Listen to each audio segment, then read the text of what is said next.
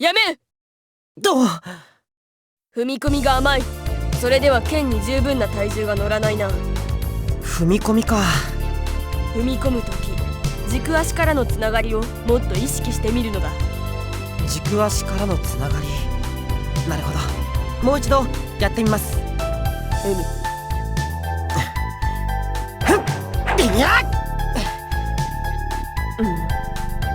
どうでした？先ほどよりは良くなった。だがまだまだ改善の余地は多いな。難しいな。この型は複雑であるがゆえ習得は容易ではない。だが次の段階に進むには避けては通れぬものでもあるのだ。頑張れ。わかりました。ここで右足を一旦引いて下段から上段に剣を構え直し、左足をこうすり動かして一つ前よりも下手になってしまったぞ。面目ないです。では今日はここまでとしようではないか。煮詰まると効率も低下するからな。わかりました。よっと。リリーさんの剣術指南もこれで20回目ですね。もうそんなになるのか。どうですか、僕の剣術の才能は。20回ということを考えると、まあ中の下といったところかな。正直な意見をどうも。カズヤー！大変ですねー。どうしたの？とにかく研究室に来るですね。テキーラ様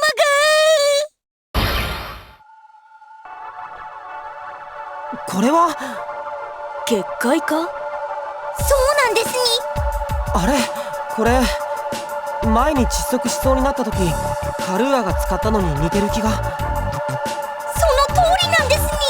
あの時カルーア様が使った結界魔法をテキーラ様なりに改良しようとしたんですね。でもこの魔法の理論はちょっと複雑で、言いづらいですね。つまりテキーラには難しすぎたと。まあそんなところですね。何らかのミスによると結界内に閉じ込められたのか。そうなんですね。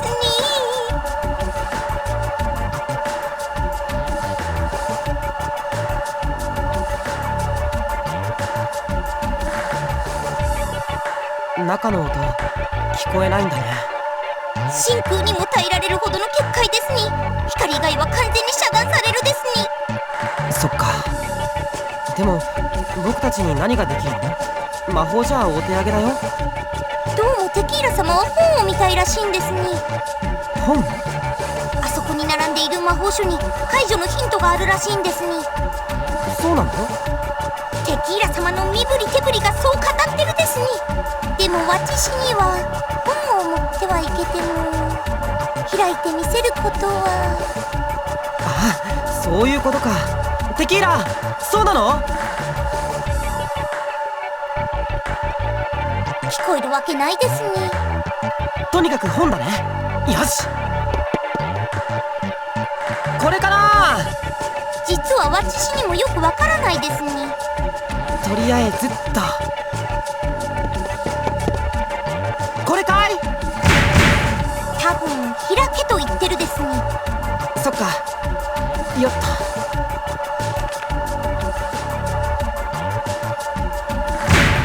おそらくページをめくれと。はいはい。どうやら違う本らしいですに。そっか。それじゃあ次っと。よいしょ。分厚いから大変だ。この本はどうかな？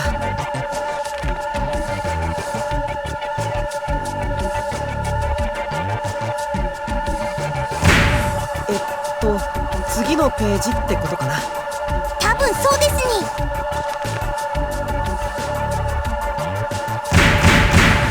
これも違うみたいですに。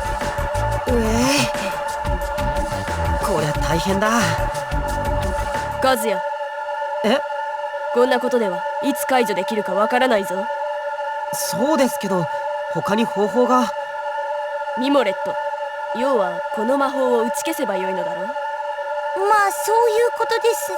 リリー、まさか。ああ、二人とも距離を置け。距離？何を？説明は後だ。今はとにかく離れていろ。和也、離れるですに。あ、うん。では。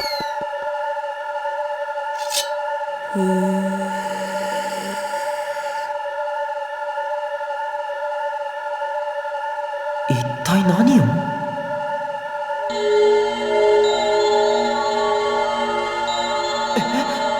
剣が光ってる。マイル。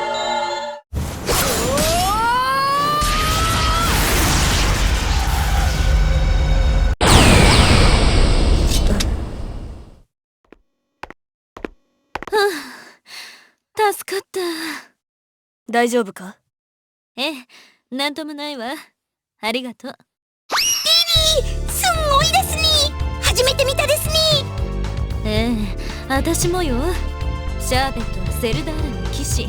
それもこの絵隊長だったんだから使えるかもとは思ってたけど、まさかそれで助けられるとはね。私もこれを放つのは数年ぶりだ。今のは連想剣ですに。連想剣？セルダールの騎士に受け継がれている特殊な居合抜刀術だ。斬撃に魔を打ち消す効果がある。魔を打ち消す？初めて聞きましたよ、そんな技。まあ今は使う必要もほとんどないからな。昔は使ってたんですか？昔といっても大昔の話だ。古の記録によるとセルダールの騎士の多くが連想剣を身につけていたらしい。だが今や使い手はわずかだ。そうだったんだ。リリーのおかげで助かったですに。そうね。ありがとう、シャーベット。リリーさん。なんだ？このままリリーさんに剣術を教わっていったら僕も連想剣が使えるようになるんですか？どうだろうか。セルダール以外の人間が習得した話は聞いたことがないが。だがまあおそらく無理だ。なんで？連想剣の修行は苛烈を極める。セルダールの人間でも挫折する者は少なくないのだ。そうなんですか。で、リリーさんはそれを乗り越えたんですね。まあな。まあなって、きっとリリーさんのことだ。ものすごく頑張ったんだろうな。全ブロックに通達。本艦は間もなくドライブアウトします。予定通り補給が行われるので、搬入作業員は担当部署に集合してください。なんかバタバタしてるうちに随分セルダールに近づいたみたいだね。確か補給時に誰か着任するって言ってなかったっけ？うん、言ってたね。書類不備でどんな人が来るかわからないけど。ブリッジに行ってみない？そろそろ判明してるかもよ、その謎の人物。そうしようか。私も同行しよう。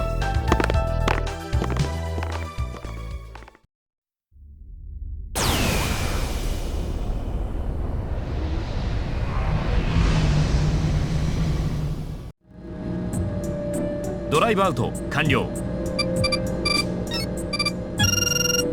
センサーチェック。周辺中域に異常はありません。では補給に向かいましょう。指定された合流ポイントに進路調整。巡航速度にて通常航行開始。警戒レベルは平時のままでお願いね。了解。白波入ります。シャーベット同じく。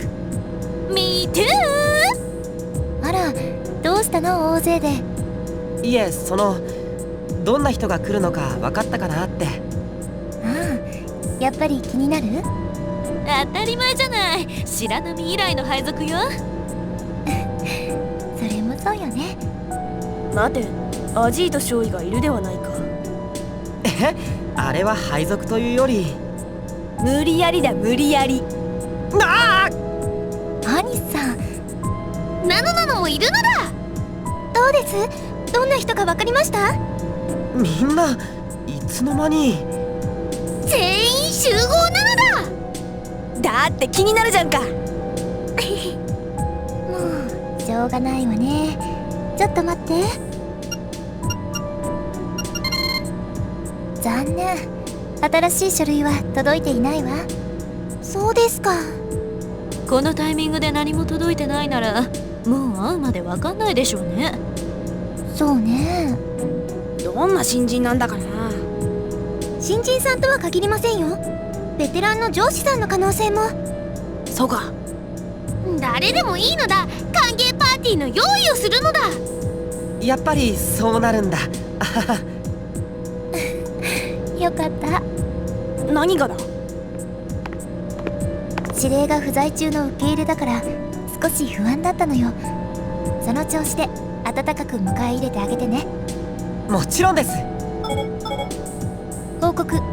近距離にドライブアウト反応。センサーに感應を確認。距離約5万。識別コードを受信。補給艦です。データを私のコンソールへ。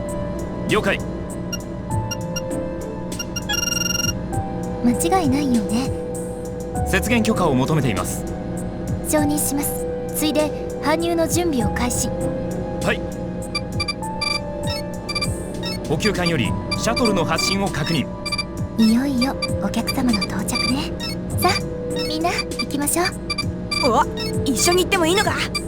どうせついてくるんでしょ。つぼしなのだ。まあ意思の疎通は早いほど良い。そう第一印象は大切よ。はい、みんなでお出迎えしましょう。レッツゴー。それじゃあ私はエンジェル隊と格納庫へ行きます。しばらくブリッジをお願いね。はい、お任せください。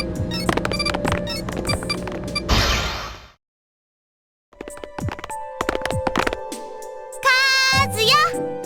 なんだい。はい、これなのだ。クラッカー？歓迎用に持ってきたのだ。へえ、気が利くじゃねえか。一丁派手に行くか。ちょっとやりすぎなんじゃん。そうね、さすがにそれはやりすぎかも。先ほど言っていたように上司である場合も考えられるからな。なのちゃん、今回はやめておきましょうね。にゃー。あれ、カルーはいつの間に。やはり初対面ですので。カルーア様の方が適切とテキーラ様が判断したですに。これなら両方のご主人様が一度に覚えられるですに。なるほど。シャトルが来ましたよ。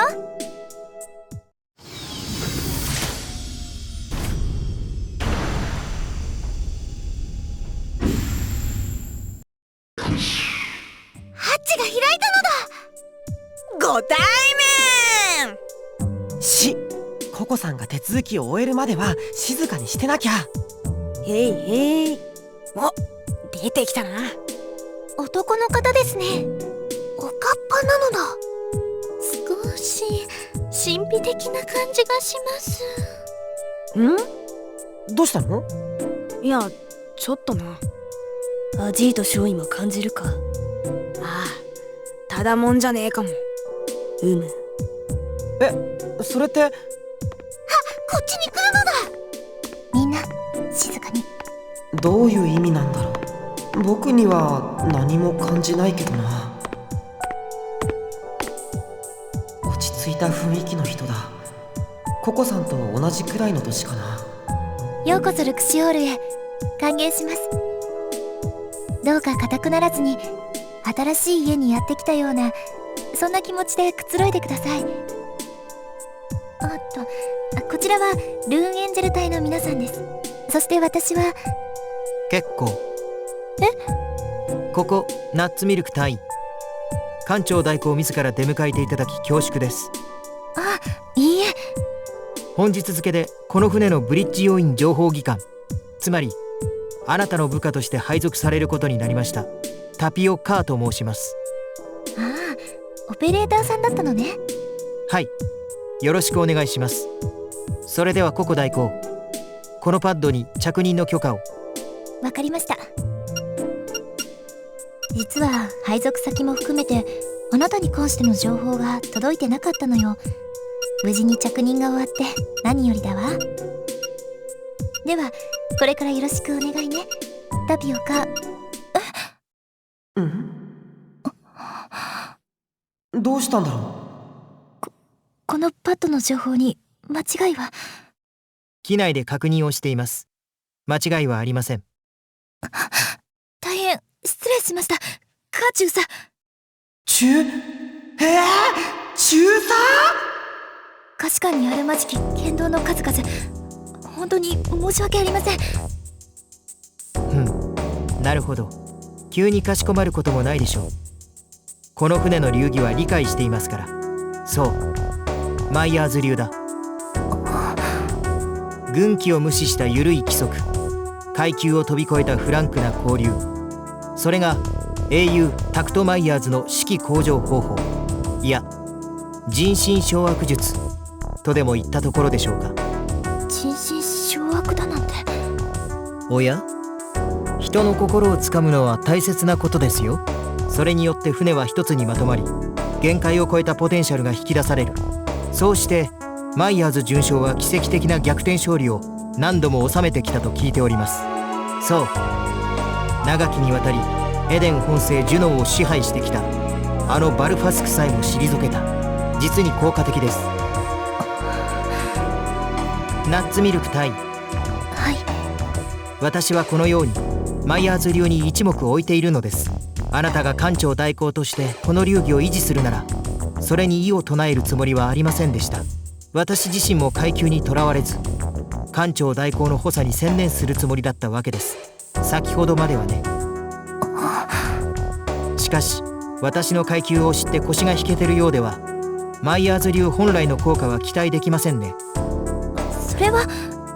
エンジェル隊のメンバーには注意がいるそうですね。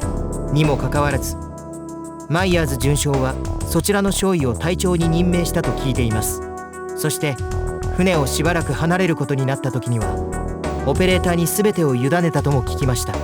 そう、ナッツミルク隊、あなただ。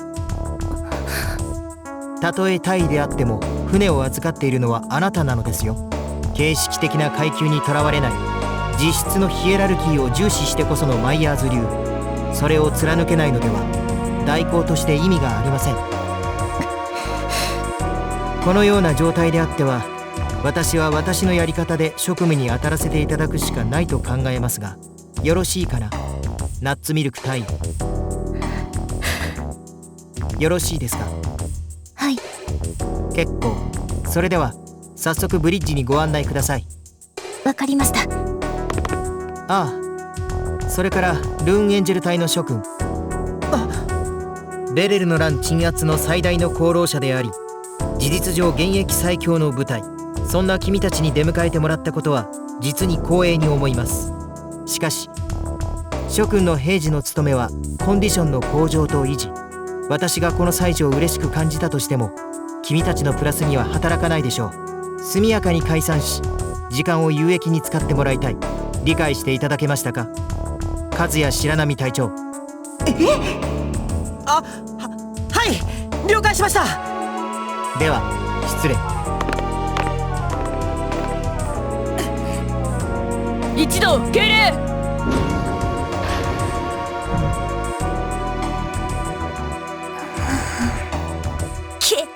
だよありゃよ。どーんとテンション下がったのだ。ココさんがかわいそうですわ。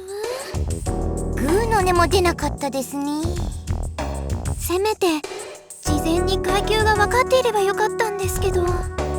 そこだよそこ。なんか企みを感じんだよな。事前情報を伏せたのも計画的だったと。まあそういう証拠はねえけどな。ちっくしょう。そういえばアジート少尉にプディング少尉。あ？何なのだ？お前たちの並々ならぬ気配を感じたので敬礼を促したのだが。はあ、よくわかったな。後ろからこのクラッカーぶっ放してやろうと思ったんだ。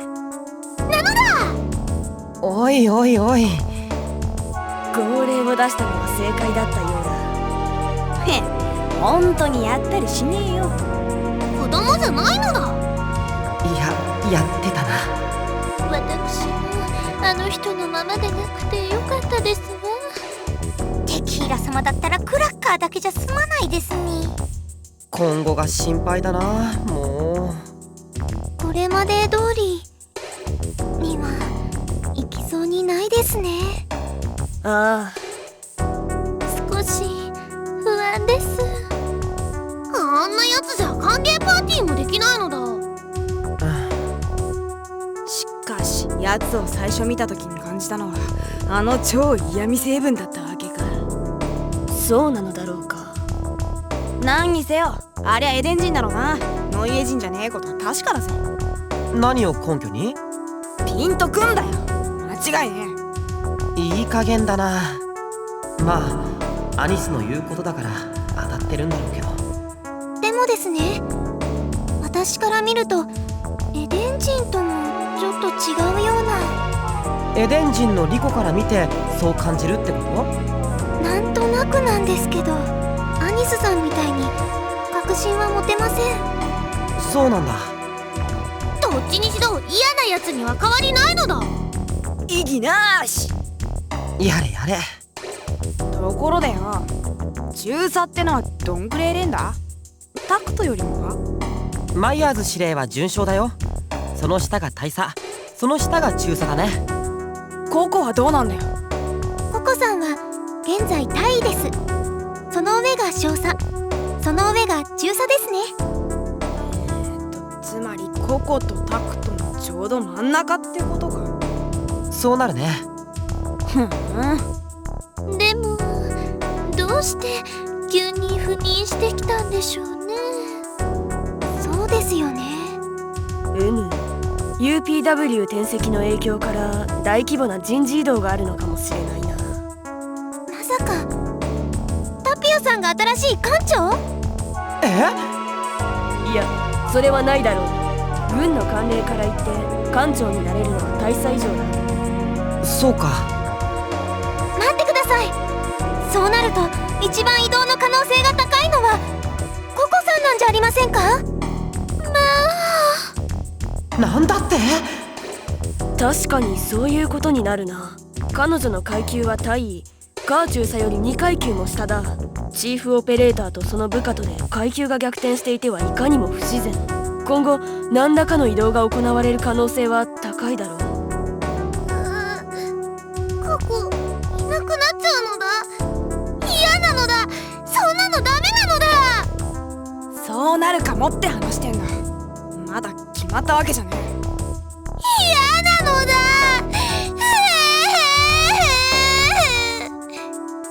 泣くなバカ。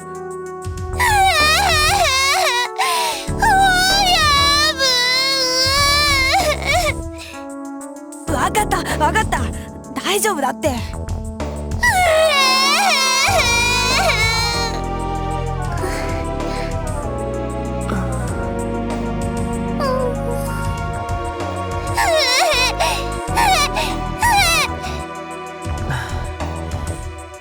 可能性の話としてもココさんがいなくなるなんて考えたくない。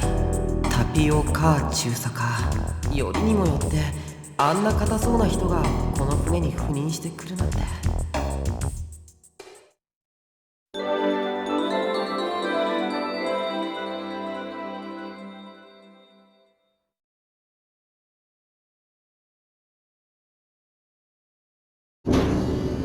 うわ、来たぜ。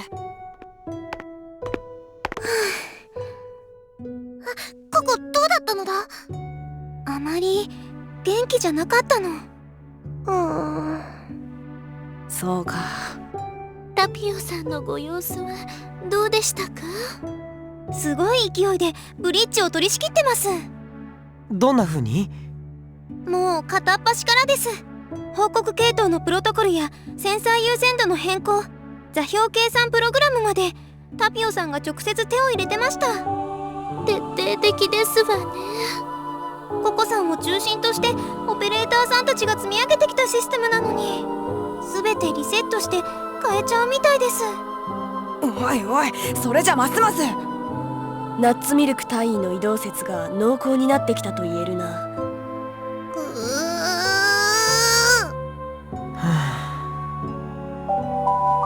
エンジェル隊員は至急ブリーフィングルームへ集合してください。なんだろう。さあな。言ってみればわかることだ。そうですね。行こうみんな。ルーンエンジェル隊入ります。みんな集まってくれてありがとう。急な招集で申し訳ないんだけど。ナッツミルク隊。はい。下士官の緊急招集に対して礼を言う必要も謝る必要もありません。すみません。これからはそのあたりも改めていただく必要がありますね。以後気をつけます。さて、余計な前置きが入りました。本題に入りましょう。まず今後の航行計画を説明します。現在ルクシオールは予定通り本星セルダールに向けて航行中。到着後衛星軌道にて今一度補給を行い、そのままクロノゲートへと向かいます。セルダールには寄らないんですか？質問を許可したつもりはありませんよ。すいません。君は隊長として模範を見せねばならない立場にあります。今後はもう少し自覚を持って行動してください。はい。まあ航行計画に関しては以上でしたから、今回は多めに見ましょう。では他に質問は？クロノゲートに向かうということは目的地はアブソリュートなのですか？その通り。決定事項とはいえこの船の UPW 転籍にはそれなりの手続きを踏まねばなりません。セントラルグローブに新設された UPW 本部にてさまざまなチェックを行う必要があるのです。タクトさんはその時に戻ってくるということなのでしょうか？残念ですがマイヤーズ准将については何も聞いてはおりません。そうですか。他に質問はありませんか？では次の件に移ります。白波少尉。はい。アブソリュートへシフトした後のことですが、 UPW 本部に到着する前にエンジェル隊には模擬戦闘を行ってもらいます。模擬戦闘ですか？私は何も聞いていないんですが。ああ、失敬。直接関係するのはエンジェル隊なので、あなたへの報告を失念していました。申し訳ない。いえ。では話を戻します。模擬戦闘を行う理由ですが、転籍前の紋章機の性能確認及び戦力データの採取のためということです。また模擬戦闘の内容については、ベレル軍から拿捕した船を標的に用いた実戦形式となるようです。実戦形式？何か質問はありますか？なぜ実戦形式なのですか？申し訳ないが、私の知るところではありません。ですが、シミュレーター上の仮想紋章機の再現率は 99.99% を超えます。実データのフィードバック効率も申し分ありません。何もリスクのある実戦形式にする必要は。タイ、はい。この件は私の立案ではありません。 UPW 本部から託された指令なのです。ここで抗議めいた発言をしても状況は何ら変わりません。すみません。何度も言いますが、あなたがそのようなことでは困るのです。失言でした。他に質問はないようですね。ミーティングは以上としましょう。ナッツミルク隊、はい。セルダール中域に向けてクロノドライブの準備に入ってください。了解しました。では諸君、失礼。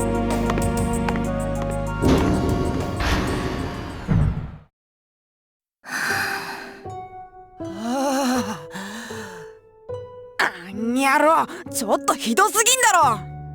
そうなのだ、ムカつくのだ。もう少し言い方がある気がします。このままではココさんの胃に穴が開いてしまいますわ。僕はもう飽きそうです。悪意とまでは言わないが、何か意図的なものを感じるな。後ろから蹴りでも入れてやるか。少しは気が晴れんだろ。軍法会議になっちゃうよ。わってるよ。たくマジに答えんなバカ。なんだよその言い方。二人ともやめて。とよく聞いて。みんなも確かに中佐の物言いは厳しいけど、指摘の内容は的を射てるわ。軍の慣例に従うなら何一つ変なことは言っていません。普通の軍艦ならごく当たり前のことばかり。むしろおかしいのは私たちの方なのよ。でもここはルクシオールです。そうなのだ、タクトの船なのだ。マイヤーズ流が隅々まで浸透してるんですのよ。そんなすぐに切り替えられません。確かに早急すぎるな。そうだぜ。突然やってきて引っかき回されちゃたまんねえよ。私だってたまらないわ。でもこうなった原因は私、カーチューサの不妊時にマイヤーズ流を通せなかった私の責任なの。あの時私に艦長代行としての資格がもっとあったらこんな状況にはならなかったかもしれない。そんなこと言わないでください。ココさんは今までしっかりやってきました。ああ、十分すぎるほどだ。そうです。何の問題もなかったじゃないですか。まったくですわ。ココは頑張ってきたのだ。俺もそう思うぜ。ありがとう。みんなの気持ち嬉しいわ。とにかく艦内のチームワークが乱れたらマイヤーズ司令に顔向けできません。だからみんなもう少し我慢してくれる？状況がいい方に向くように私なんとか頑張ってみるから。ココさん。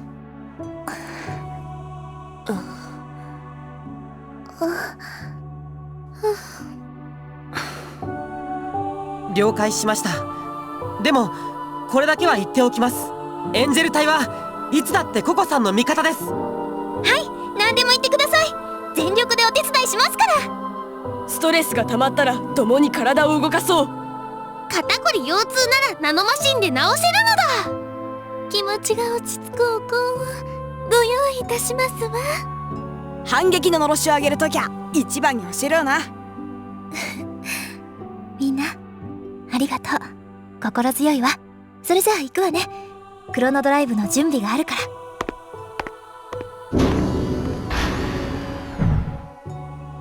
ら。ああは言ったものの、ココさん大変ですわね。責任感の強い人ですから、なおさらです。影から応援することしかできないとは。よ、話は変わんだけど、さっきの話マジかな。何のこと？模擬戦闘のことだよ。ベレルの船を使うとか言ってただろ。はい、確かに言ってました。船を相手にするのは久しぶりだな。訓練での相手はみんなの紋章機だったからね。ナノはやる気起きないのだ。テンション低めなのだ。あの人もきっと気が乗りませんわ。あの嫌味野郎から命令されると思うとゾッとするよな。まあまあ、現場での指示は僕がするんだし、とにかく頑張ろうよ。悪い結果が出ちゃうとココさんに迷惑がかかるかもしれないよ。あり得る話だな。艦長代行としての責任を問われかねん。みんなよろしく頼むよ。へいへい。ココのためならなんとか頑張れそうなのだ。ですわね。ええ、気持ちを引き締めて臨まないと。みんなテンション下がってるな。無理もないか。カーチューさに振り回されてばっかりだもんな。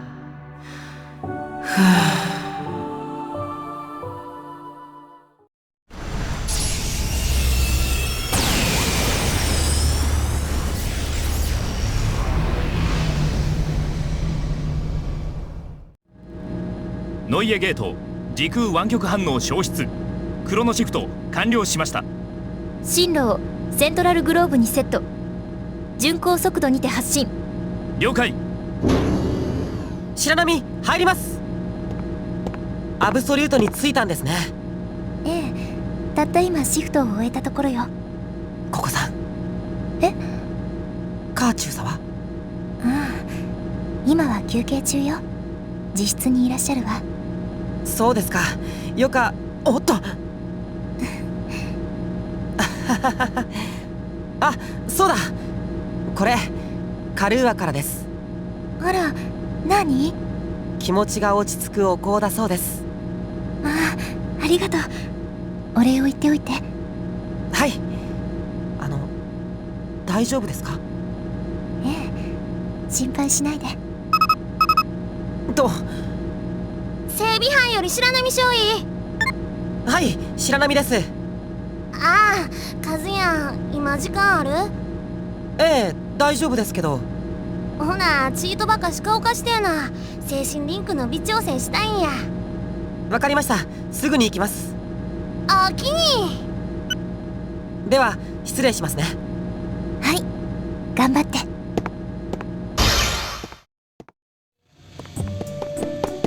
お待たせしました。よう、カズヤン、すまんな。いえいえ、お疲れ様です。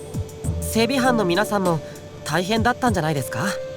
まあな、いつもの整備に加えて模擬戦闘の準備があったからな。特に被弾チェックシステムの調整、ほんまめんどかったわ。相手からの攻撃は空砲ですもんね。せや、この辺のシミュレートが甘いと模擬戦闘やる意味あらへんし。班長も気合い入れてたで。コクピットにリアルな衝撃来るよう必死に重力制御系いじっとったわ。直撃食らったら気絶するかもな。あまりリアルでもな。そらそうと、新任の中佐班？カー中佐ですか？せや、いっぺん挨拶に来はったんやけどな。すごいな、あの人。まさかここでも厳しい指導を？は？指導？なんやそれ。違うんですか？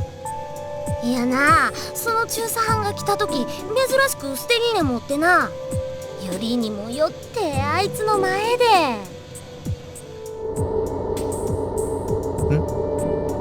エンジンの音が変ですね。クロノストリングシリンダーに問題があるんじゃないですか？って言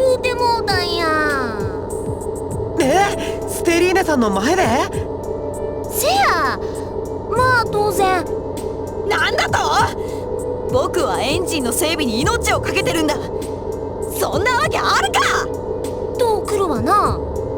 その場にいなくてよかった。ところが本当やってん。え？今すぐチェックして証明してやるから、ここで待ってろー！って単価切って飛び出してったんやけど、がっくりうなだれて戻ってきてな。シリンダーが一本いかれてたと、そらもうすごい落ち込みようでな。ステリーネさんでも気づかないような異音を聞き取ってたのか。まああの中佐班とっつきにくいところはあるけど、ただのお偉いさんやないことは確かやで。そうですね。班長もうなっとったわ。ありゃただもんじゃねえとか言うてたな。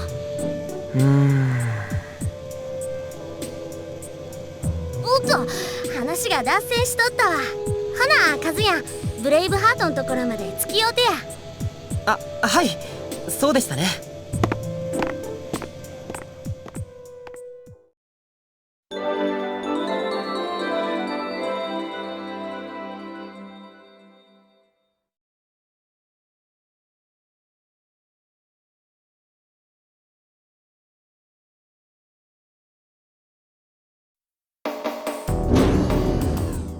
なの入るのだ。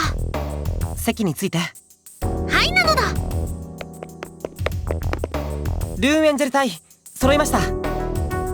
では今回の模擬戦闘について説明します。まずルクシオールですが、主要動力機関へのダメージから行動不能の状態を想定するとのことです。つまり紋章機への補給および修理以外の行動は全て禁止されました。それを踏まえた上で聞いてください。これがミッションエリアの全体図です。障害物、遮蔽物は一切存在しません。ルクシオールはこの位置。拿捕したベレル軍の艦船による仮想敵軍の配置はこうなります。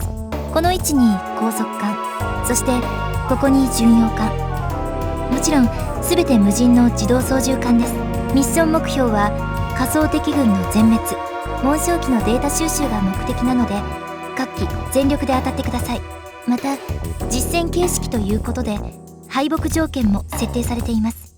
隊長である和也くんが落とされた場合、あるいは本艦ルクシオールが落とされた場合、友軍は敗北とみなされ模擬戦闘は中止です。以上よ。カーチューさん、何かありますか？そうですね。では少しだけ繰り返すようですが、今回の模擬戦闘は実戦形式です。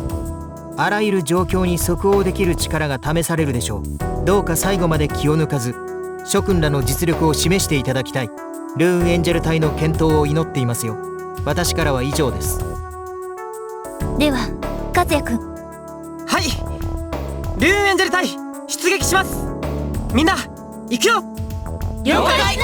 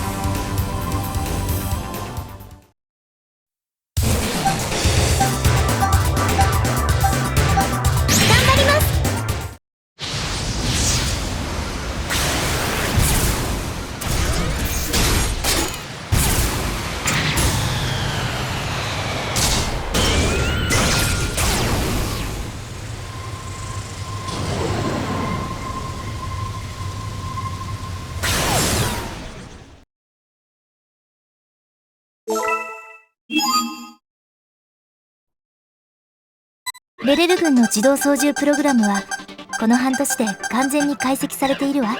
クーデター当時と変わらない動きをするはずです。甘く見ないでね。了解しました。実践と考えて行動します。お、なんだか燃えてんな。いいんじゃない。派手にやりましょう。鬱憤を晴らすのだ。鬱憤？仮想敵軍こちらに接近中。隊長号令を。よし、リュウエンジェル隊前期3回攻撃開始だ。了解だ。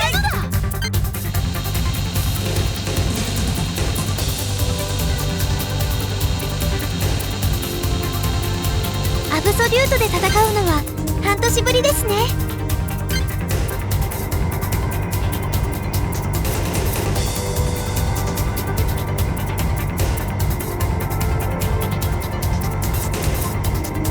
ルクシオールが動かせないなんて。よかった。厳しいストレスやるな。命中なのだ。回避成功。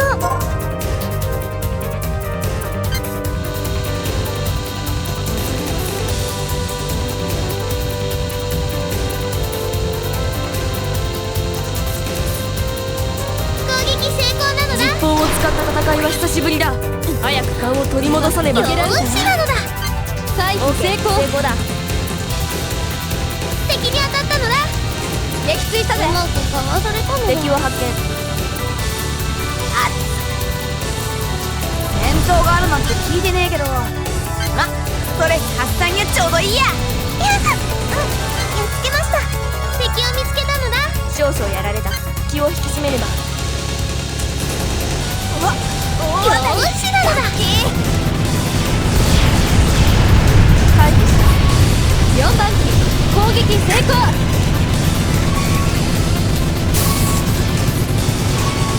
敵を破壊しました。敵を見つけたぜ。やりましたね。敵の攻撃を回避。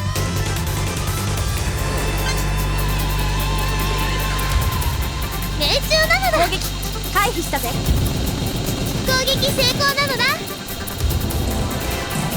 んでまた突然模擬戦なんてするのかしらね。ハイパーブラスター。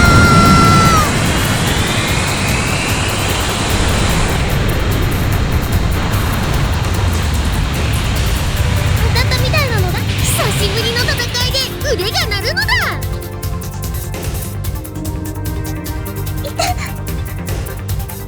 よし、当たったわ。敵を倒したのだ。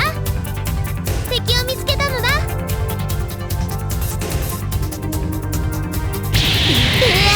エクストリームランサ残りエネルギー半分になったわ。よし、撃墜。白波からルクシオール。こちらルクシオール。仮想敵軍すべて沈黙させました。はい、こちらでも確認しました。ベレル軍の船と戦闘なんて二度とないと思ってましたよ。ご苦労様。帰還してください。了解です。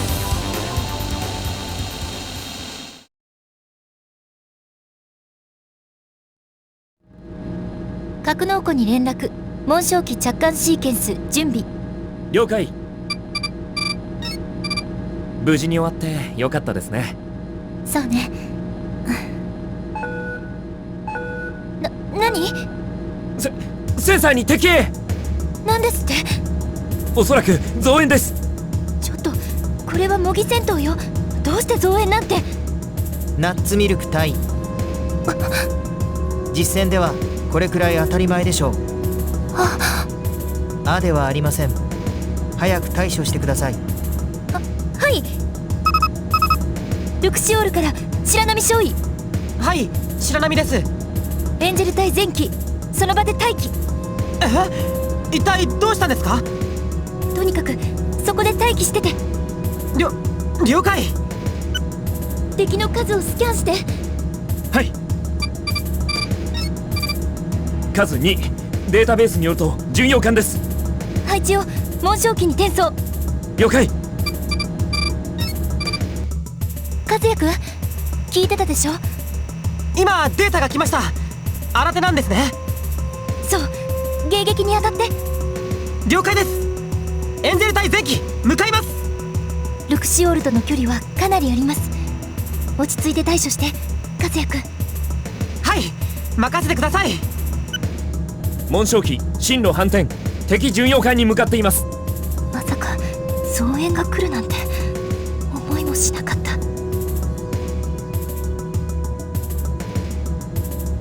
紋章機巡洋艦と接触、戦闘を開始しました。まったく。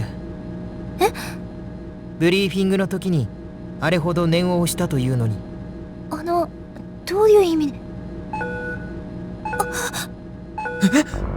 どうしたの？左舷5時方向、敵艦出現。距離は3万です。駆逐艦が3隻。ルクシオールから白波少尉。はい、白波です。急いで戻って。こちらにも敵艦が現れました。なんですって？最初の増援はおとりよ。早く。すぐに戻ります。敵の仮想砲撃が着弾しています。シールド 78% に低下。着弾ポイントへシールドを集中。すでにやっています。ですがそう長くは持ちません。そんな。シールド 62% まで低下。どうすれば。やれやれです。中3。あれほど実戦形式だと言ったでしょう。実戦は不測の事態の連続なのですよ。動力部ダウンという状況設定によって行動不能にもかかわらず護衛の一つもつけないと。申し訳ありません。そうして謝っても敵は許してはくれません。仕方がありませんね。ロゼル君、出番です。了解。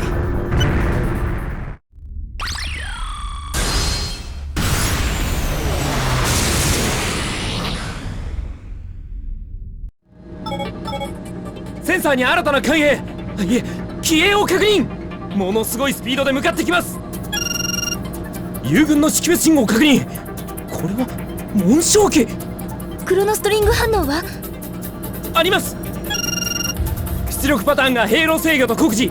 やはり紋章機のようです。紋章機？どうして？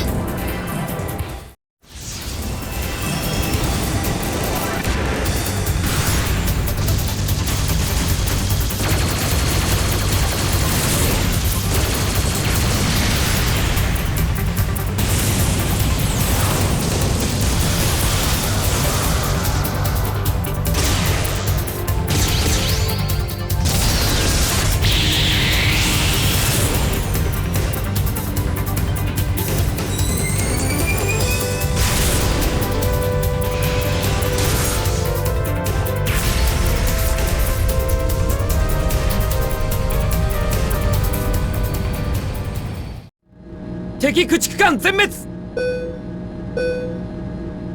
UPW 本部より模擬戦闘終了の合図です。何なの？あの機体は。まずまずといったところですね。白波よりルクシオール。はい、こちらルクシオール。ココさん、あの戦闘機は？私にもわからないの。どういうことです？とにかく模擬戦闘は終了です。速やかに帰還してください。わかりました。カーチューさん、何でしょう？できれば説明をいただきたいのですが。あの紋章機のですか？はい。 UPW 本部にて開発者から直々に説明があるはずです。それよりも今のあなたにはもっと気にすべきことがあるのでは？オペレーター、模擬戦闘終了時のシールド残量を報告。あと 12% です。これが実戦だったらどうなっていたかお分かりですね。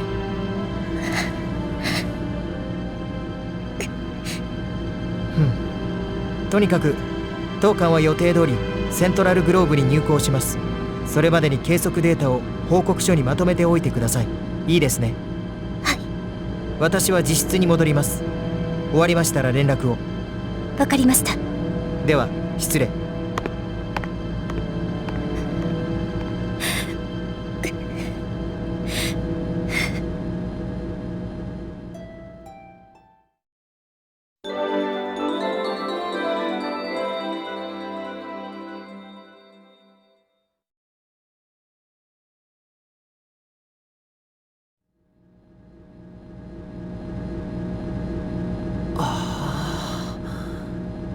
セントラルグローブ、クロノクエイク以前、あまたの宇宙を全ていた絶対の神殿。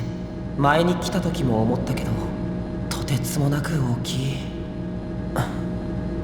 和也くん、な、どうしたの？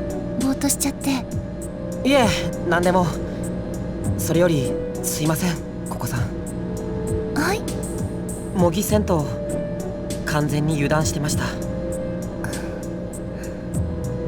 実戦だったらルクシオールの被害は本当にすいません。和也くんが悪いわけじゃないわ。私もまさか増援が来るなんて思いもしなかった。船をうまく回せている気になっていたけど、うぬぼれだったみたい。艦長代行失格ね。ココさん。さあ、そろそろ時間よ。行きましょう。はい。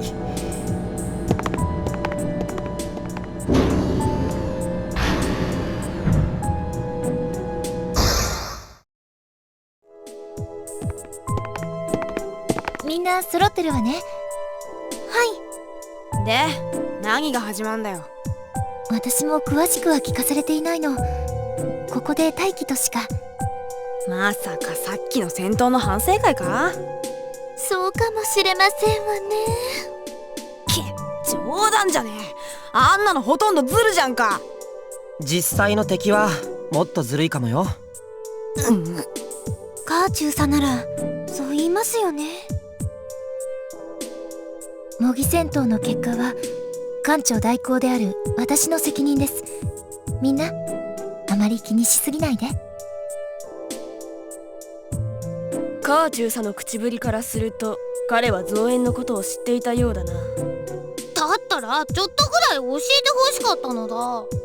なあ、陰険だよな。あいつよ、そのうちクーデターとか起こすんじゃねえの？クーデター？はあ、今から俺様が艦長だ。ここ代行には任しちゃおけねとか言ってな。あれ？冗談だぜ。そんなマジな顔されっと、親分のバカ。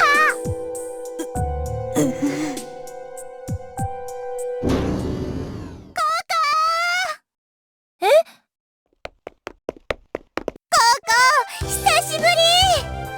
アルモ。いやー、会いたかった。この人は確かエルシオールのオペレーター？アブソリュートに来るって聞いて楽しみにしてたんだから。なんで？どうしてアルモがここに？どうしてってそりゃあ、それじゃあエルシオールもここに？エルシオールはってあれ？ひょっとして聞いてないの？聞いてって何が？ありゃりゃ、そっか、聞いてないのか。どういうこと？どこから話したらいいものやら。よクールダラス大佐。久しぶりだなここ。それにみんなも。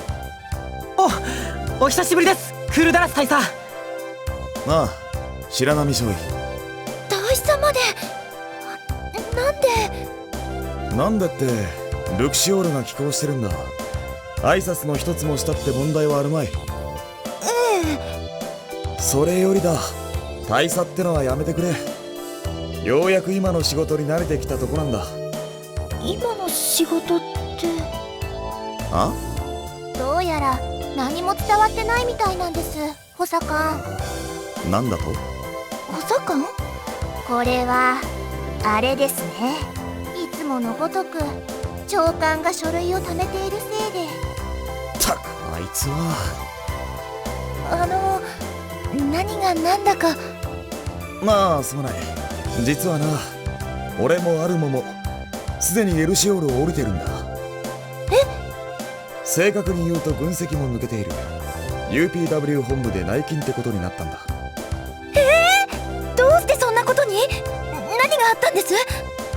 何って断りきれない事情だがな。致し方ないというか、なんというか。もっと胸を張ってくださいよ。長官室付き1級補佐官、実質的には副長官ポストなんですからね。栄転ですよ。栄転。副長官？ UPW のですか？それってすごい重要ポストなんじゃ。さあどうだかな。またまた。今や UPW はクールダラス補佐官がいないと回りませんよ。それに UPW 所属軍の統帥権は長官にあるから、軍籍にないっていうのも形式上ですし。その長官が働かないから俺が苦労するんだ。今こうやって説明しなきゃならないのもあいつが仕事をしないから。まあ予想してたことじゃないですか。あはは。それに補佐官専属秘書として私も一緒に引っ張ってくれたんだし、実は感謝しちゃってたりして。なんでお前が感謝するんだ？なんでって、それは。とにかくあいつを探すぞ。転属を機に諸君を叩き直して行くぞアルモ。そんな強引に引っ張らないで。嬉しい。何を言ってるんだお前は。ココ、またね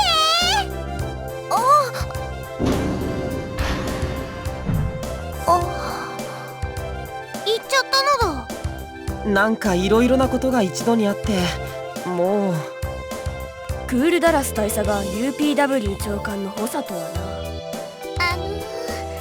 その長官さんなんですが、ひょっとしてさっきの会話からすっとあれだな。それだろう。なのだ。はい、私もそう思います。レスターは行きましたねと。マイヤーズ司令。タクトさん。いやーみんなご無沙汰。タクトひどいのだ。すぐ帰るって言ってたのだ。いやーごめん。さあ遠慮なくどうぞ。遠慮なく？何なのだ？何ってほら、遠慮なく抱きついてくれて構わないよ。そんな気全然ありませんよ。蹴りかましてやろうか。そんなみんな素直じゃないんだから。全く変わりはないようだ。安心した。またそんなに褒めちゃって。もう相変わらずだな。マイヤーズ司令。ココ世話をかけたね。船を任せきりにしてすまない。いえ。でどうだいタピオは。カーチューサですか？びっくりしたろ。少しそんなもんかい。俺なんかずいぶんと驚いちゃったけどな。ずいぶん？確かに少々厳しい方ですが、驚くほどでもないと。ひょっとしてタピオの。は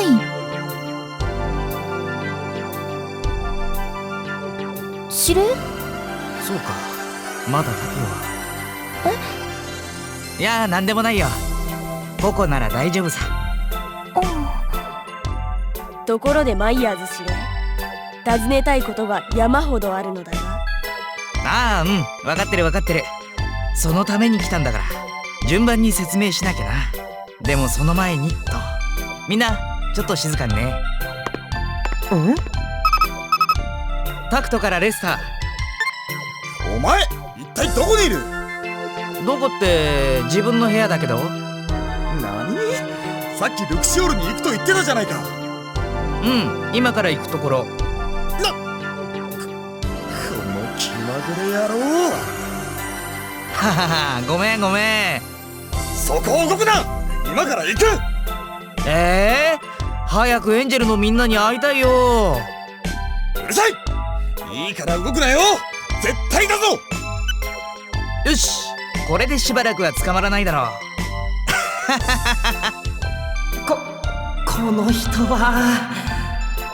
さあみんな、ルクシオールに戻って T ラウンジで話そう。なんでですか？いいからいいから、ほら移動移動。 UPW 本部には喫茶室みたいな施設はまだできていないんだよ。久しぶりにくつろげそうだ。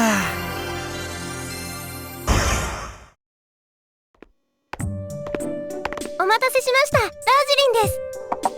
おお、これこれ。いい香りだ。ゆっくりしていってくださいね。いや、嬉しいね。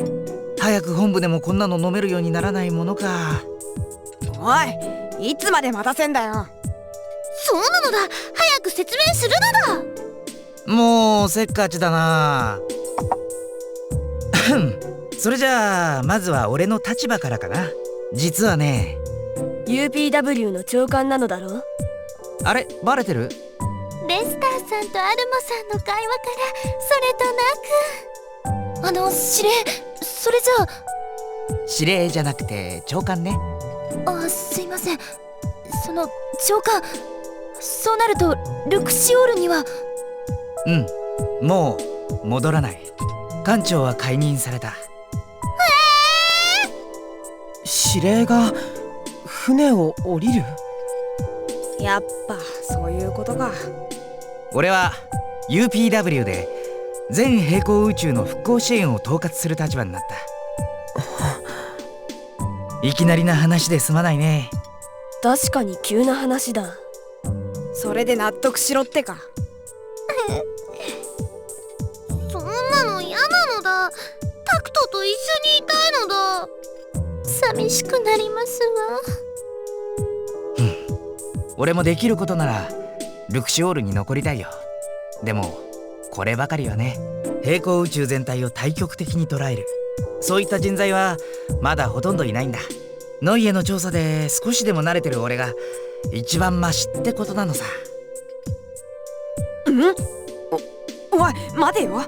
タクトが艦長辞めるってことはまさかあの嫌味野郎が次の。嫌味野郎？あ、カー中佐の赴任は新艦長就任への布石？タピオがルクシオールの艦長だって？それはないよ。彼はチーフオペレーター兼副艦長に就く予定さ。それじゃあ今チーフのココさんは？やはり大尉は異動なのか？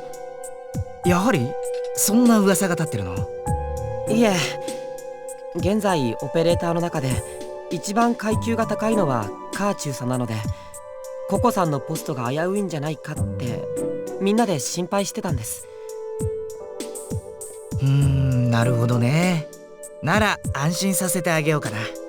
安心？ここに俺が認めた書類がある。つまり UPW 長官タクト・マイヤーズが承認した正式な事例だよ。事例？やはり異動か？まあまあ落ち着いて。いえ長官、ココナッツミルク隊員。はい。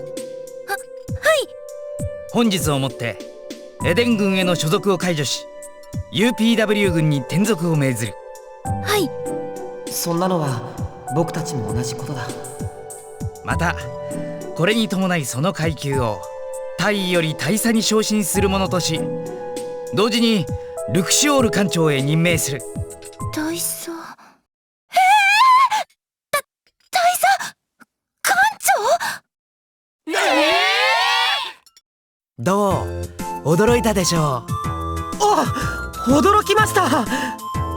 3階級特進、いや大特進か。なに、ココは普通じゃ考えられないくらい大活躍をしてきたからね。元は白き月の研究員だったのに、エデンでの対戦では俺をずっとフォローしてくれた。そして先のベレルの剣での起点、あれも大きな評価に値するものだ。突堤を抜けた時のことですね。それだけじゃない。艦艇部分離後の指揮も完璧だった。あの時少しでもしくじっていたら俺たちはここにいないんじゃないかな。ですね。とまあこれと同じようなことを偉い人たちの前でも話してね、快く3階級特進に納得していただいたってわけ。絶対無理やりだ。一気に3階級なんて。何、調査にって話は随分と前からあったんだよ。そこに2階級分をねじ込んだだけさ。ちょっとだけ苦労したけどね。私が大志さん。すごいですよココさん。おめでとうございます。一気にカーチューサの階級を追い抜いたというわけだな。しかも艦長なのだ。おい、これであの闇野郎もでけえ顔できなくならざまあ見ろってんだあのさ、嫌味野郎ってさっきも言ってたけどタピオのことなんでしょ。ああ、そんなに嫌なやつかい。足りめえじゃんか。その上陰険だしよ。ちょっと声が大きいよ。みんなもそう思う？思うのだ。おっしゃっていることはわかるのですが、少々厳しい方だとは思います。正論ではあるのだがな。リコもそう思うかい？はい。よし、それじゃあ今後のためにも少しフォローを入れておくとしよフォロう。いいかいみんな。確かにタピオはとっつきにくいタイプだ。歯に絹を着せることもないしね。感情面に配慮することはほとんどない。多分相手の気持ちを汲むのが苦手なんだろう。つまり正しいと思えばお構いなしだ。でも決して悪い男じゃない。優しくはないけど悪意があるわけでもないんだ。ただ育ってきた環境がちょっと特殊なんでね、ああいった物言いになっちゃうのさ。どうか悪く思わないであげてほしい。それにオペレーターとしては超がつく凄腕なんだ。エデン随一と言っても過言じゃないよ。多分ここでも太刀打ちできないんじゃないかな。新しい艦長をフォローする役回りとしてはまさに適任だと俺は思う。そんなわけで仲良くやってあげてよね、隊長。はいね、新艦長。もちろんです。よろしく頼むよ。それじゃあ話の続きといこうか。あとはまとめて処理しちゃうよ。紋章機を含むルクシオールの設備すべて、そしてクルー全員は UPW に転籍した扱いになる。そして引き続きノイエでの復興支援が当面の任務だ。ただし今後復興にはあまり積極的に関わらない。どうしてですか？それはね、ノイエはもう独り立ちできる時期に来ているからさ。いやむしろ独り立ちしてもらわなければ困るんだ。ここ半年で文明圏のある平行宇宙がいくつか発見されてきているからね。でもどれも衰退しきっている。滅亡寸前のものだってあるんだよ。なるほど。それらを優先的にサポートしなければならないわけか。そういうこと。すでにノイエはエデンに次ぐ高度文明を持つに至ってる。正直支援をする側に回ってほしいくらいなのさ。そうですよね。恩返しをしなくちゃいけないんだ。いけないってわけでもないけど、そう考えてくれるとありがたいかな。それぞれの宇宙が独自の文明を復活させ、それぞれの力で支援を広げていく。いずれの文明も突出してしまうことのない共和的な平行宇宙ネットワーク。それが UPW の目指すものなのさ。はい。まったく理想主義もいいところだわ。なんだ、いたのか。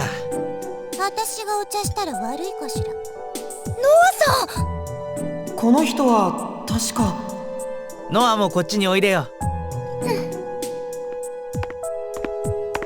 運命が一定のレベルに達したら手を引いて干渉を避け自立復興に任せる。支援する側への参加も義務ではない。そんなちまちましたやり方、効率から考えても全くの論外だわ。一度全てを支配してしまって、その上から強制的な復興をかける。独裁といえば聞こえは悪いけど、その方が絶対に能率がいいはずよ。どうして芝にはそれがわからないんだか。まあまあそう言わないで。 UPW 代表殿。代表？代表ね。どうせ適当な役職を押し付けて私をおとなしくさせようって魂胆なんでしょ。まさか。それになんだかんだ言いながらも君は UPW の理想実現を手伝ってくれてるじゃない。そうね。その甘っちょろい理想のおかげでどれだけ苦労しているか知れないわ。まったくどっちを向いてもお人よしばっかりなんだから。おっしゃる通りで。ノアさん。どうもお久しぶりです。あら、あんたは。その訓練の時はお世話になりました。誰だったかしら。ガック。冗談よ、和也白波。出来の悪い訓練生だったから忘れられないわ。すいませんでした。おい、誰だよこの生意気なガキ。アリス。さっきから聞いてりゃずいぶん偉そうじゃんこいつ。おいおい、実際偉いんだって。君が今生きているのは彼女のおかげかもしれないんだぞ。デュアルクロノブレイクキャノン、あれがなかったらベレルのクーデターは成功していたかもしれない。あのとんでもねえ大砲。そう、作ったのは他ならぬこのノアなのさ。そうだったんですか？はあ？こいつがあんなすげえの？マジかよ。兵器の開発は私の本業よ。少しは感謝なさい。嘘だろこんなチビが。こらアリス、やめろって。気のせいかしら。今猿の鳴き声が聞こえたみたい。ほらまた困ったわね。さすがの私も猿の言葉はわからないわ。あうわうわ、まずい、止めましょう司令。俺せっかくの珍獣、ぜひ話をしてみたいところだけど、猿用の翻訳機がないのは残念ね。ほら早く。いや、だから俺はもう指令じゃないし。姉ちゃん、生かした挑発かましてくれんじゃん。へへへ。品のない笑い声。さすが猿ね。いいから止めましょう。とにかくやってみましょう。無茶を言うな。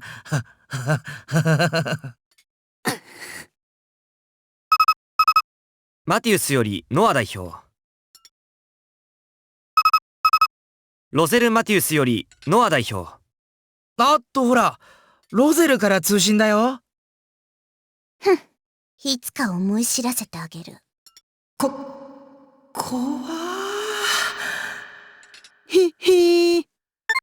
ノアよ。こちらあと数分で到着します。了解。予定通り直接ルクシオールに着艦してちょうだい。わかりました。さあ、あんたたち行くわよ。行くってどちらへ？何よタクト、まだ説明してないの？これから言うところだったんだけどね。そう、説明の手間が省けたじゃない。さっさと行きましょう。どういうことなんですか？いや、まあこうなったらノアの言う通り見てもらうのが手っ取り早いかな。格納庫へ行くとしよう。格納庫？マイヤーズ長官。なんだい？私、目を通さないといけない書類がたくさん残っているんです。オフィスに戻ってもいいでしょうか？できれば来てほしいけど、そんなに忙しいのかい？はい。そうか。わかった。詳しいことは後で和也に報告させるよ。すみません。ああ、そうだ。行く前にあれを渡さなきゃ。何してるの？先行ってるわよ。ああ、すまない。後から行く。確かここに。お、あったあった。はい、これ昇進祝いね。兼館長就任祝い。ありがとうございます。何ですかこれ？ダメ。今開けちゃダメだよ。その時が来るまでは。その時ですか？そう、ココならわかる。その時がね。はあ。なに、ずっと開けることがないならそれでも構わない。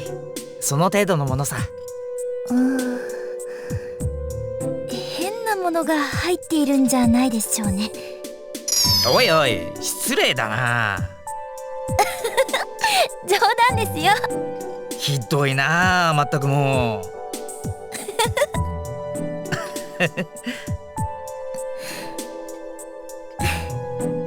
まあ、とにかくそれはちょっとしたお守りだと思ってしまっておいてよ。わかりました。ありがたく頂戴いたします。よし、それじゃあ俺は行こうかな。マイヤーズ長官。なんだい？いえ、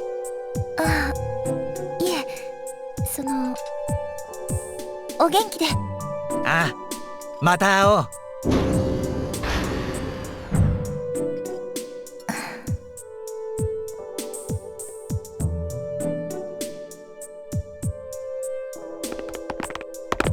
ノア、お待たせ。まだ来てないわ。その辺で雑談でもしててちょうだい。いきなり雑談って言われてもな。そうだな。和也、何か話題ない？話題ですか。そうですね。じゃあムーンエンジェル隊の皆さんは今何をされているんですか？それ俺も聞こうと思ってたんだ。私も気になっていたところだ。皆さん立て続けにノイエからいなくなってしまいましたからね。皆さんお元気なのですか？ああ、元気でやってるよ。奥様もですわね。もちろん。千歳はね、ソルダム陛下の計らいによって出向という形で UPW 勤務になったんだ。タクトさんと千歳さんがご夫婦一緒にいられるようにですね。さすがは我が君。なんという優しきお心遣い。陛下には感謝してるよ。ということは烏丸先輩は今このセントラルグローブの中に？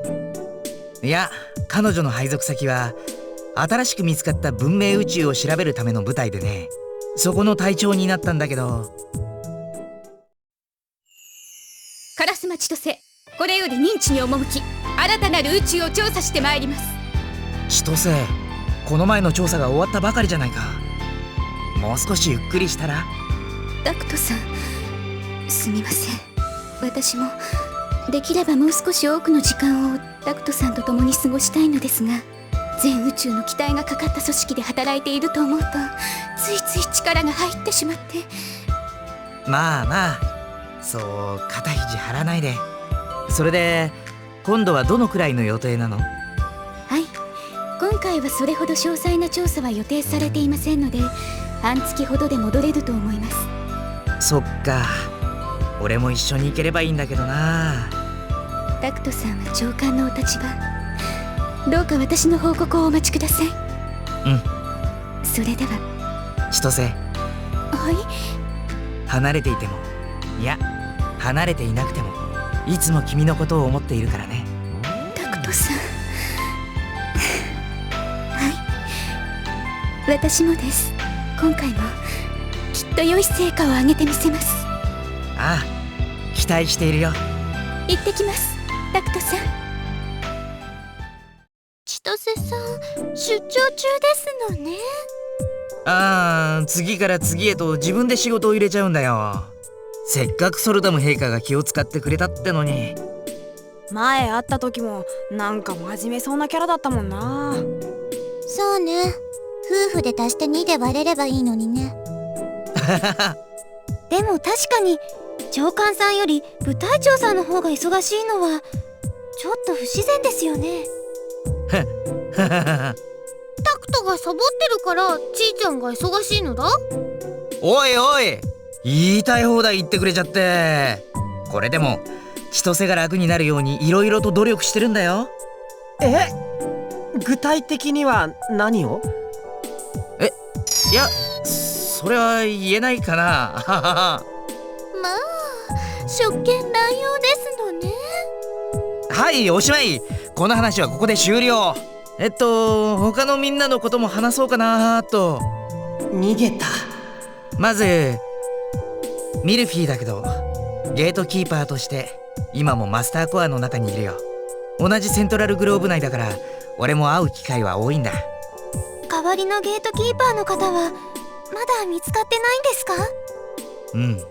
まだ適合する人物は。すまないね。そうですか。もちろん今も全力で探している。俺だって早く彼女を解放してあげたいからね。よろしくお願いします。ああ、もちろん。次にランファだけど今故郷の星に戻っているよ。なんでも弟さんの一人が結婚することになったらしくてね、絶対に花嫁のブーケをキャッチしてやるって息巻いていたらしい。そしてミントはついにブラマンシュ財閥の総帥になったんだ。抜群の経営手腕で古株の役員たちをたじろがせているとか、エデンとノイエを股にかけて手広くやってるみたいだよ。それからフォルテはノイエ追放が原因で謹慎処分を食らってね。それをいいことにエデンでバカンス三昧の日々を送ってるよ。まあ彼女らしいけどそろそろ暴れたくなってきてるんじゃないかな。最後にバニラは今故郷の星に里帰りしてる。そこには彼女のお師匠さんのお墓があるからね、いろいろと報告してる頃なんじゃないかな。へえ。とまあみんなの近況はこんなところかな。ありがとうございます。気になってたのですっきりしました。ちょうどいいわ。おしゃべりはそこまで。ようやく来たみたい。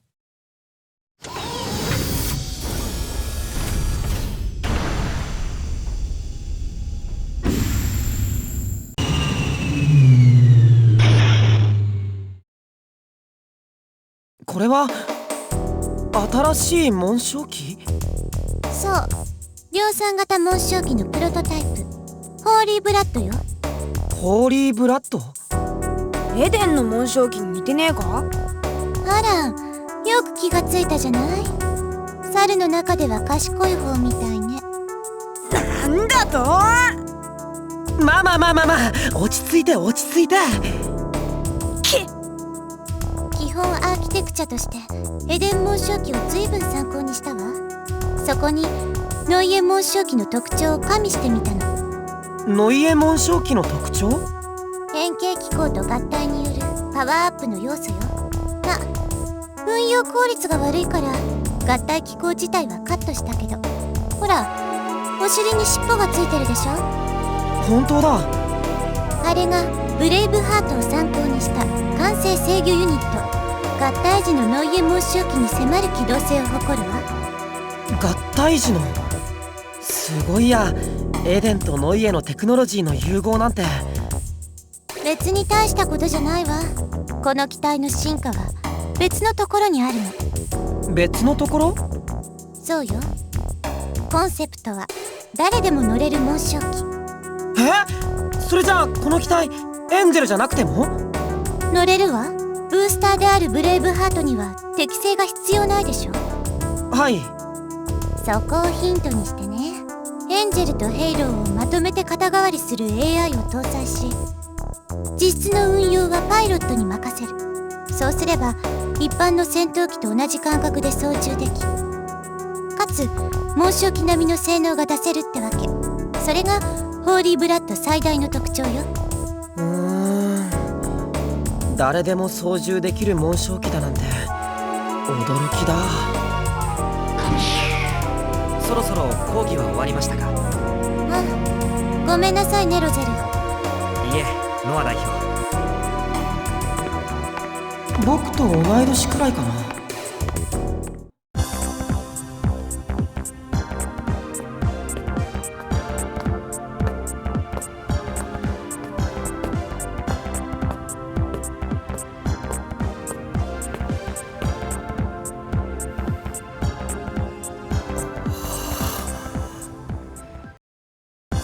彼がホーリーブラッドのパイロットロゼル・マティウスよ。ロゼル・マティウス少尉です。模擬戦闘では失礼しました。上々よロゼル。予想以上の結果だわ。ノア代表にお褒めいただけるなんて僕も光栄です。これでオリジナル紋章機の平均的な性能と同等であることが証明されたわ。開発も次のステージに行こうね。ノア代表、質問があるのだが。何？先ほどこの機体を量産型紋章機のプロトタイプだと言っていたな。ええ、言ったわ。紋章機を量産する予定があると？そうね、そういうことになるかしら。何故か強力な紋章機、それもパイロットを選ばない機体を量産しなければならない理由を伺いたい。そうだ、よく考えると結構危険なことだぞ。そんなのあんたたちが気にするようなことじゃないって言いたいところだけど。いいわ、教えてあげる。簡単に言えば多次元文明復活にあたっての保険ってとこね。保険？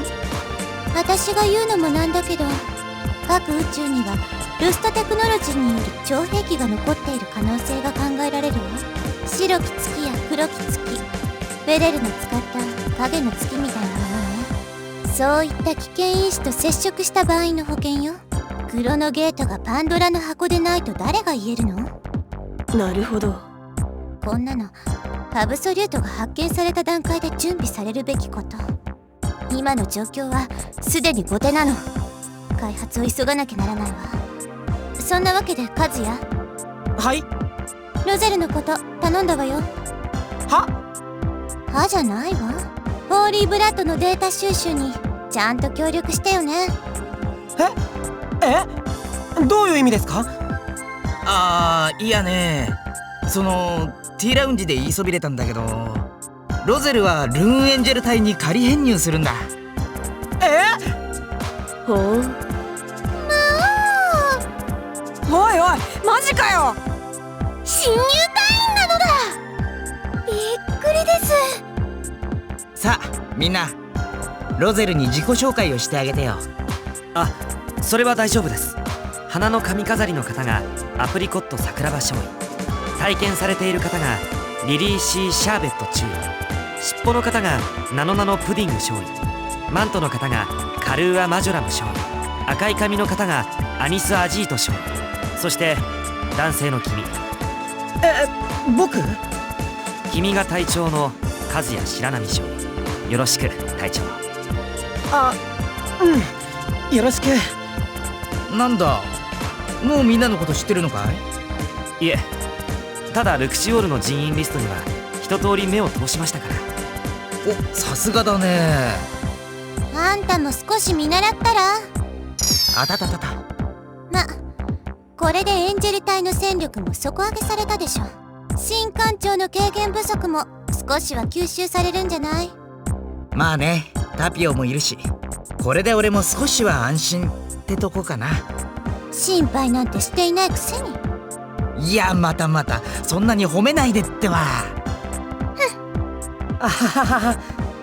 さあみんな、ロゼルの紹介も終わったし、Tラウンジでお茶の続きといこうか。戻るんですか？当たり前じゃないか。この機会を逃したら美味しい紅茶なんていつ飲めるか。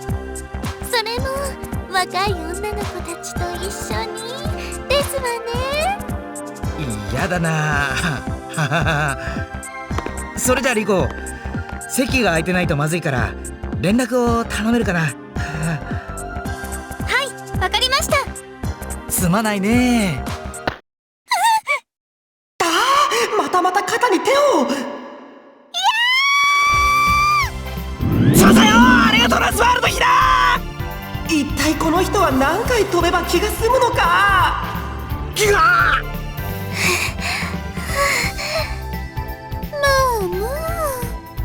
死んだんじゃねえの？プディング少尉、任せる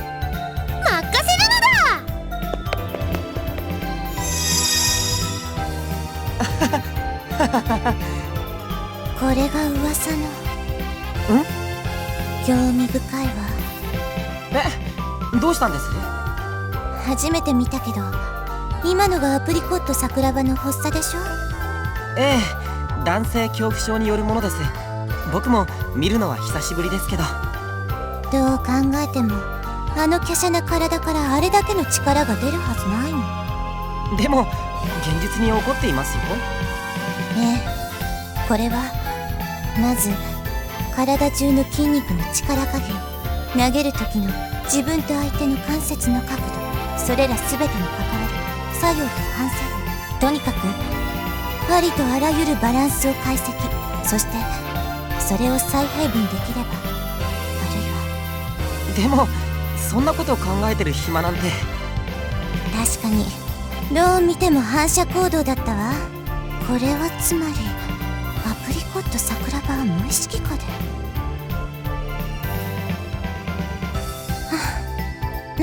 いいわ、研究対象として覚えておきましょう。いやー参った参った承知でやってるくせによく言うわ。ごめんなさい長官だかなんだか知らねえが、いつまでたっても変わらねえな。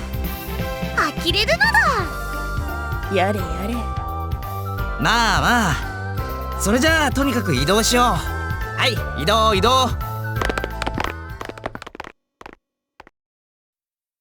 あれ、ロゼルも行こうよ。あ、いえ、僕は転属の手続きなどが残っているので。何言ってんの、そんなの後回し後回し。楽しむ時に楽しまないとこの船じゃやっていけないぞ。そうですか。そうそう、今を大切にね。わかりました。ではご一緒させてください。お、素直だね。いいよ。ロゼル・マティウス、まさか新しい隊員が入ってくるなんて思いもしなかった。